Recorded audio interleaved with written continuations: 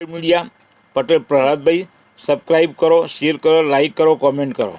महीने मैंने दिल्ली के सरोजनी नगर मार्केट में रिकॉर्ड किया। इस पतली सी गली में आप ही देखिए कितने लोग हैं। क्या इतनी भीड़ आप किसी मॉल में देखते हैं? कभी कभार को छोड़ दीजिए तो आम तौर पर मॉल खाली ही नजर आते हैं। कभी आपने सोचा कि सरोजनी नगर, गांधी विहार, सदर बाजार जैसे बाजारों में आने वाली ये जो भीड़ है उसकी आर्थिक क्षमता क्या है? इनमें से कई लोग हैं जो सपना मॉल में जाकर देखते हैं मगर पूरा करते हैं फुटपाथ पर। फुटपाथ पर बिकने वाली इन्हीं चीजों के सहारे वे उपभोक्ता होने का सुख प्राप्त करते हैं। जरूरत और शौक की तमाम चीजें उन्हें यहाँ कम दामों में मिल जाती हैं। इनके ही जीवन का भरोसा नहीं तो इन्होंने भी खरीदी गई सस्ती चीजों के सदा चलने की उम्मीद अब छोड़ दी है। इनकी उम्मीद बस इतनी है कि कोई चीज एक सीजन भर चल जाए, बहुत है। डॉलर मजबूत होता जा रहा है। भारत की मुद्रा एशिया की मुद्राओं में सबसे खराब हालत में है। 2021 और 2022 के साल में भी भारत का रुपया एशिया की मुद्राओं में सबसे खराब प्रदर्शन करने वाला था। इन दिनों एक तर्क दिया जा रहा है कि पाउंड भी तो डॉलर के मुकाबले गिर रहा है, लेकिन भारत के रुपए के कमजोर होने का सही जवाब नहीं लगता, क्योंकि दिसंबर से लेकर अब तक भारत का रुपया डॉलर के मुकाबले 2% तक कमजोर हो गया है। हम आपकी मदद के लिए एक जानकारी और देना चाहते हैं। सिक्किम और गोवा के बाद दिल्ली में प्रति व्यक्ति आय भारत के सभी राज्यों से ज्यादा है। दिल्ली के लोगों की प्रति व्यक्ति आय 4.5 लाख रुपए से अधिक है। पूरे भारत का जो औसत प्रति व्यक्ति आय है उससे डबल है दिल्ली में। इसके बाद भी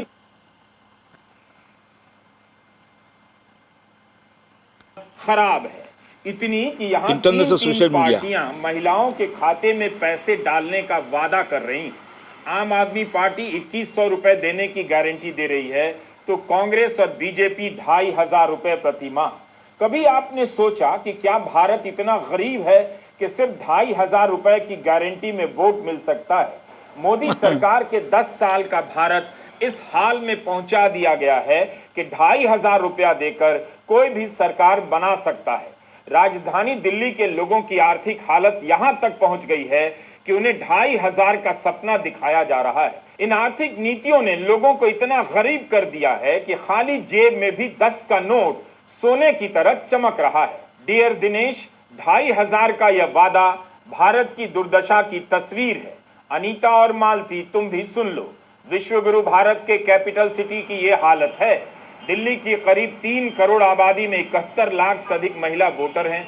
कभी आपने सोचा था कि आपकी राजधानी इतनी गरीब है?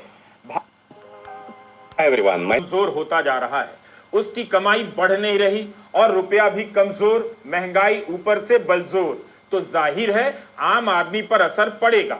भारत एक आयात प्रधान देश है। हम निर्यात की तुलना में आयात ज्यादा करते हैं। डॉलर के मुकाबले रुपए का कमजोर होना केवल डॉलर का मजबूत होना नहीं है, रुपया अन्य कारणों से भी कमजोर हो रहा है जिस पर बात नहीं हो रही।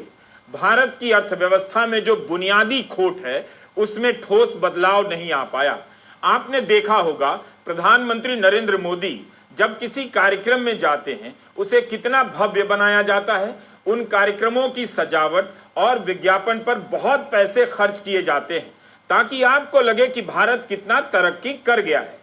लेकिन क्या भारत वाकई उतना तरक्की कर गया है जितना दिखाया जा रहा है? एक बार आप अपने शहर के उन बाजारों में घूम आइए जहां जरूरत की चीजें बिकती हैं। भारत का मैन्युफैक्चरिंग सेक्टर लगातार गिरावट में रहता है, या ना नौकरी दे सका ना निर्यात बढ़ा सका। फुटपाथ पर बिकने वाली चीजों में आपको चीन में बनी चीजें ही ज्यादा दिखेंगी। भारत की आबादी का बहुत बड़ा हिस्सा बहुत ही कम कमाता है। इस देश की हालत यह है कि आप महीने का 25,000 रुपया कमाते हैं तो चोटी के 10% लोगों में आ जाते हैं। पर सोचिए, 25,000 कमाने वाला भी अपनी जरूरत की अच्छी चीजें नहीं खरीद पाता होगा। खाने पीने की चीजें फुटपाथ पर भी महंगी हो गई हैं। फुटपाथ के ये दुकानदार ना हो तो आधा भारत भूखा रह जाए, नंगा रह जाएगा। जो लोग काम पर निकलते हैं वो मुट्ठी भींचकर पैसे को पकड़े रहते हैं। फिर भी जब इन चीजों को खाते होंगे जेब खाली हो जाती होगी। एक साल में खाने पीने की चीजों के दाम औसतन 7.7% महंगे हो गए। खुद आरबीआई का कहना है कि लोग अपनी आय का पहले से ज्यादा बड़ा हिस्सा खाने पर खर्च कर रहे हैं। केवल रोटी और चावल की बात नहीं, सब्जियों की महंगाई, दाल, दूध, फल, तेल, इन सब के दामों में बढ़ोतरी के चलते होता यह है कि उपभोक्ता धीरे धीरे महंगाई के कारण कमजोर होता जाता है। भारत का आदमी जूते से लेकर जैकेट तक इन्हीं फुटपाथों से खरीद रहा। इनमें से कौन टिकाऊ साबित होगा, कौन नहीं, किसी को पता नहीं होता। मगर आम आदमी के पास विकल्प नहीं, उसे यह रिस्क लेना पड़ता है और इन चीजों को बहुत देर घूरते रहने के बाद, अब विश्वास व्यक्त करने के बाद भी खरीदने का फैसला वह कर ही लेता है। अपनी जिंदगी की तरह खरीदा गया माल भी वह भगवान पर छोड़ देता है। फुटपाथ पे जूते बेचता हूँ और ये 7 साल 150 का 150 का है। महंगाई बहुत है, महंगाई बहुत है, क्या करे भाई, बीवी बच्चे पालने हैं। मोदी है तो महंगाई रहेगी, मोदी जाएगा तो महंगाई जाएगा। मैं जूते का मजदूरी करता था, पहला ईवीएम निकालो, बाद में मोदी को निकालो। 4-5 साल हो गए मुझे। अब तो पहले रुपये में 75% का घाटा हो गया, 4-60% का घाटा हो गया। चाइना का माल आने से नुकसान हो गया हमें। पहले कारखाने में मजदूरी करते हैं, मजदूरी नहीं मिली तो जी लगा लिया था हमने। एक आदमी कितनी मेहनत कर रहा है, कितना मामूली कमा रहा है, उसकी कहीं कोई बात नहीं। गोदी चैनल देखिए या बिजनेस अखबार देखिए, ऐसी तस्वीरें नजर नहीं आती जैसी हमने आपको इस वीडियो में दिखाई। असली भारत को एकदम से गायब कर दिया। मीडिया ने मिडिल क्लास ही नहीं, आम आदमी को भी माइनस कर दिया है। बिजनेस अखबार भी रुपए के गिरने की खबर को ईमानदारी से नहीं बता रहे हैं। उन्हें बताना चाहिए कि रुपए के कमजोर होने से भारत का आम आदमी कितना कमजोर हो रहा है। भारत का दवा उद्योग कच्चे माल के आयात पर निर्भर करता है। अगर रुपया कमजोर होता रहा तो आने वाले दिनों में दवाओं की लागत बढ़ जाएगी, क्योंकि आयात महंगा होगा, जिसके कारण दवाएं भी महंगी हो सकती हैं। पेट्रोल डीजल और महंगा हो सकता है। चुनाव के दबाव में सरकार भले न दाम बढ़ाए, लेकिन इससे सरकार का आयात बिल तो बढ़ेगा ही, जिसका असर दूसरी जगहों पर दिखेगा। भारत में लोग इलाज के कारण गरीब होते जा रहे हैं। एक बीमारी आती है, पूरे परिवार की कमाई उड़ा ले जाती है। इसका हल आप केवल बीमा से नहीं निकाल सकते, बल्कि अब तो लोग बीमा के प्रीमियम से परेशान हैं। प्रधानमंत्री मोदी कभी कभी अपने भाषणों में याद करते हैं कि उनकी सरकार आई तो एम्स की संख्या 7 से बढ़कर 23 हो गई, लेकिन इसके बाद भी 10 साल में दिल्ली एम्स की भीड़ घटी नहीं। आज भी लगता है कि एम्स भारत में एक ही है। सितंबर की इस खबर को देखिए। एको इंडिया हेल्थ इंश्योरेंस की 2024 की एक रिपोर्ट में यह बात सामने आई है कि भारत में स्वास्थ्य संबंधी खर्च 14% बढ़ गया है, महंगा हो गया। इसमें यह भी बताया गया है कि लोग स्वास्थ्य पर होने वाले खर्चे का 62% हिस्सा अपनी जेब से भर रहे हैं। इसलिए केवल बीमा से काम नहीं चलेगा। राहुल गांधी रात में एम्स के बाहर खुले आसमान के नीचे सोने वालों से मिलने गए। एम्स में इलाज कराने आया भारत यहां दिख जाता है। इलाज के इंतजार में लोग ठंड में इस हाल में रह रहे हैं। वैसे यह हालत यूपीए के समय भी रही, लेकिन नेता प्रतिपक्ष ने ऐसी जगहों का चुनाव कर इस सवाल को फिर से केंद्र में ला दिया कि महंगे इलाज ने आम आदमी को मार दिया है। केवल इलाज महंगा नहीं, इन मरीजों के साथ राहुल का यह वीडियो याद दिला रहा है कि राज्यों और जिलों में इलाज का ढांचा चरमरा गया। राहुल गांधी सेकंड महात्मा गांधी होता तो यहाँ हालत बेहतर नजर आती। मोदी सरकार यहाँ एम्स बनाने का दावा करती है, वादा करती है, ईवीएम स्कैम गवर्नमेंट, लेकिन राहुल गांधी का यह वीडियो बता रहा है एम्स के लिए जमीन का अधिग्रहण और बिल्डिंग का बन जाना, अस्पताल का बन जाना नहीं होता। एक सवाल और है, गोदी मीडिया ने इस भारत को भी अपने पन्नों और टीवी के पर्दे से माइनस कर दिया। नेता प्रतिपक्ष के जाने के बाद भी आपने कितने चैनलों पर इलाज के मारे भारत की हालत पर चर्चा देखी होगी। राहुल गांधी ने एम्स के बाहर नरक यह लिखा है। प्रधानमंत्री मोदी कुंभ से लेकर मंदिरों में घूम घूम कर भारत को स्वर्ग बनता दिखा रहे हैं। हम बात रुपए के कमजोर होने की ही कर रहे हैं। डॉलर मजबूत होगा तो उन माता पिता की हालत पतली हो जाएगी जिनके बच्चे विदेशों में पढ़ने गए, उनका डॉलर बिल बढ़ जाएगा। भारत घटिया कॉलेजों का एक महादेश है हर दिन उच्च शिक्षा का घटियाकरण यहां बढ़ता जा रहा है। मिडिल क्लास मम्मी डैडी और उनके सन्स एंड डॉटर्स दिन भर विदेशी कॉलेजों में एडमिशन का रास्ता खोजने में लगे हैं, बल्कि वे सही काम कर रहे हैं, करना भी यही चाहिए। अगर बाहर नहीं भेजा तो यहाँ के कॉलेजों में क्या सीखेंगे पता नहीं।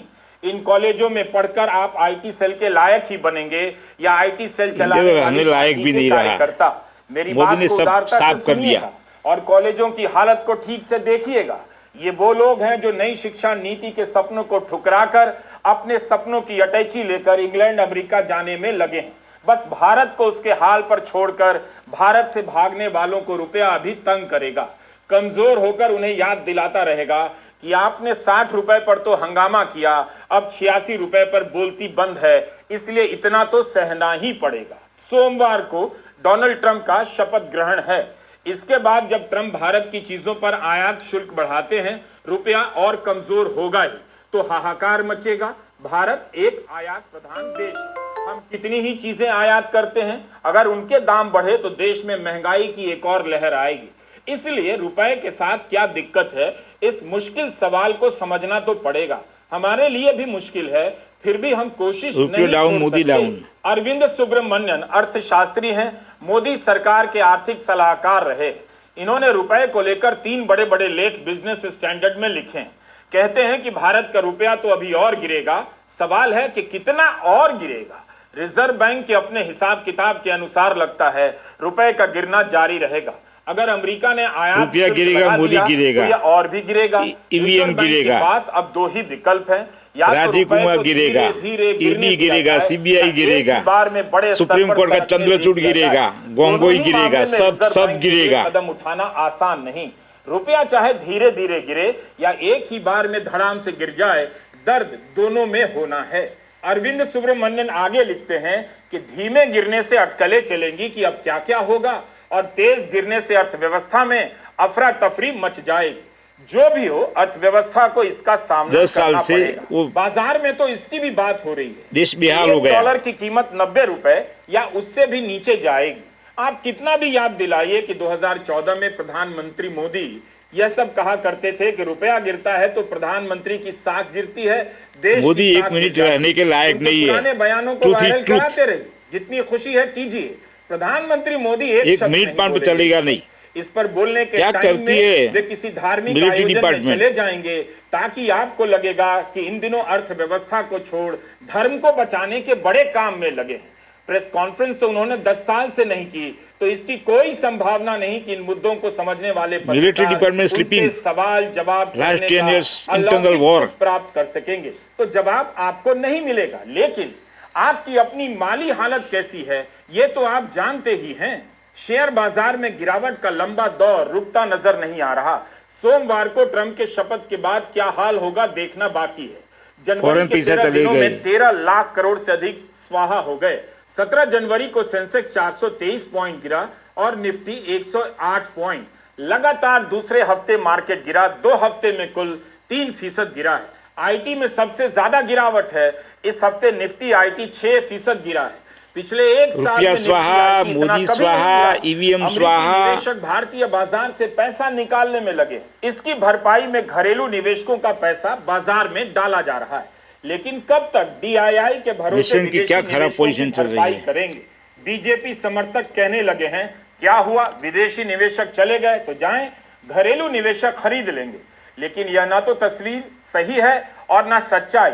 विदेशी निवेशकों का निवेश मायने रखता है। मीडिया तो सच बोलता है नहीं बचाने के लिए रिजर्व बैंक डॉलर बेचे जा रहा है। डॉलर बेचने से उसका विदेशी मुद्रा भंडार 10 महीनों में निचले स्तर पर है, सबसे न्यूनतम। आप अचानक से विदेशी निवेश और निवेश या विदेशी मुद्रा भंडार को बेकार साबित नहीं कर सकते। जब उनकी संख्या बढ़ती है तब फिर गांव-गांव में नाच कर बताते हैं, डांस करते हुए, कि दुनिया भारत में पैसा लगा रही है, यह भारत का दौर है। तो अब बताइए पिछले 10 महीनों से विदेशी निवेशक क्यों पैसा निकाल रहे हैं? क्या दौर जा रहा है? सितंबर के आखिर से लेकर अब तक विदेशी मुद्रा भंडार में 79 अरब डॉलर की कमी आ गई है। भारत की अर्थव्यवस्था में चकाचौंध पैदा की जा रही है, लेकिन अब बाजार के जानकार देखने लगे हैं कि यह चमक उतनी असली नहीं है। हालांकि उन्हें पता पहले से था, भारत की अर्थव्यवस्था में कुछ बुनियादी खोट है। उसके कारण यह सब गिरावट है, ना कि केवल मोदी कच्चे ने झूठ तेल के बोलकर दाम साफ में कर दिया वृद्धि के सब। कारण या डॉलर के मजबूत होने के कारण। ये सब बहाने के तौर पर इस्तेमाल हो रहे हैं। 10 साल तक एक पार्टी की सरकार के बाद भी लोगों की बचत दशकों में कम है। आम आदमी पर लोन का बोझ बढ़ गया है। कब तक आदमी फुटपाथ पर बिकने वाली चीजों के सहारे अपने सपनों को पूरा करेगा? भारत की गरीबी और बेकारी यहाँ के नौजवानों को दूसरे युद्ध में भाड़े का सैनिक बना रही है। विदेश मंत्रालय ने लोगों को बताया जॉब भी मिलती नहीं है। रूस की तरफ से युद्ध करते हुए 12 भारतीय नौजवान मारे गए हैं और 16 लापता हैं। कौन ले गया उन्हें? जवाब है भारत की बेकारी ले गई। जिस जवानी को भारत बेकारी माता भी की हमने काम मोदी। आना था, वो जवानी रूस में जाने किस देवी के काम आ रही है। बहुत ही सैड है, बहुत ही सैड है। नमस्कार, मैं रवि।